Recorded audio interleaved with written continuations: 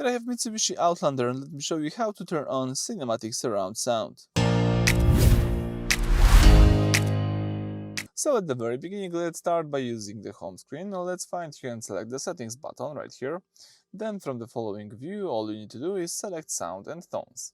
If you open sound and tones, you've got access to the following sections. So let's select here the first one, which is the sound.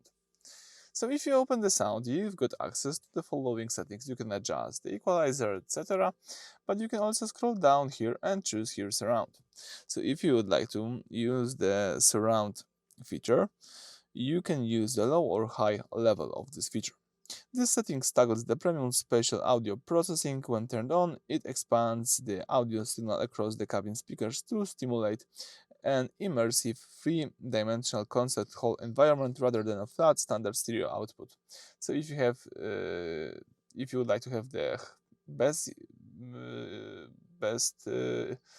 feeling of that, you can choose high.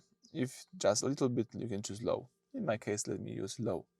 Alright, so that's it. Thank you for watching. Please subscribe to our channel and leave thumbs up.